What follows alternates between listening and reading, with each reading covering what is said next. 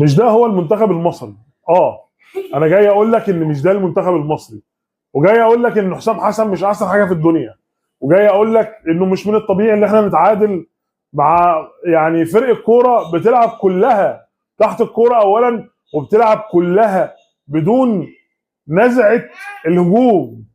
فرقه انجولا النهارده بتلعب بدون نزعه الهجوم، فرقه مش عايزه تهاجمك اصلا، فرقه مش عايزه تجيب فيك جون، هي فرقه نازله يعني مكانها وخلاص. فبالتالي احنا كنا بنلعب ليه؟ احنا اتعادلنا ليه؟ دي مشكله ولازم يطرح قدامها اسئله. اي نعم احنا اول مجموعتنا وعدينا دور ال 16 واول الفرق اللي معديه لدور ال 16، ولكن احنا عندنا مشكله. النهارده احنا بنلعب كلنا تحت الكوره. متخيلين يا جماعه منتخب مصر بحجمه بيلعب كله تحت الكوره وكانه فرقه غزل المحله او كانه انبي او كانه فرقه في الدوري بتدافع قدام الاهلي. بنلعب كلنا تحت النص. انت متخيل يعني ايه؟ متخيل ان احنا مش قادرين نجري النهارده؟ متخيل ان في تحولات كتير جدا انت فقدتها لانك انت ما عندكش لعيبه بتعمل تحولات كويسه، او ما عندكش لعيبه قادره ان هي تتحول من الدفاع للهجوم بسرعه.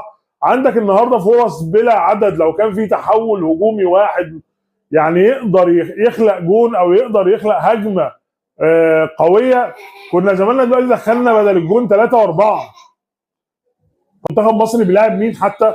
مش هنلعب تحت الكوره الا لو كان ماتش مصيري وهو خططيا لازم تلعب كده، انا هقول لك ماشي. لكن ماتش انت ما انتش عايز منه حاجه اصلا، وماتش المفروض يكون جيم مفتوح وهجمات هنا وهجمات هناك وقدامك فرقه ما بتهاجمكش اصلا، فبالتالي انت ممكن تعمل كم فرص وكم تحولات وكم متعه في الكوره عد لا نهايه.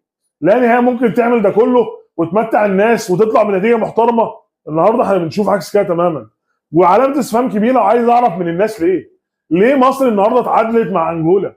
اديني سبب واحد يخلينا نتعادل مع انجولا. هل مثلا محتاجين النقطه؟ طب هل مثلا قدام ماتش مصيري فلازم نتعادل ونخرج كده ونقفل جيم ونلعب جيم دفاعي فبالتالي مش مهم ان احنا نكسب نعدي وخلاص، لكننا بنلعب هنا وهناك ذهاب وعوده؟ طب ايه بالظبط؟ ممكن حد يشرح لي في الكومنتس احنا النهارده اتعادلنا ليه مع انجولا؟ ما عندكش اي سبب، مفيش اي سبب، لان ان ده اخرك في الكوره. هل ده اخر ابراهيم عادل؟ هل ده اخر مصطفى؟ مهند لاشين، صلاح محسن، مصطفى محمد، هل ده اخر الناس؟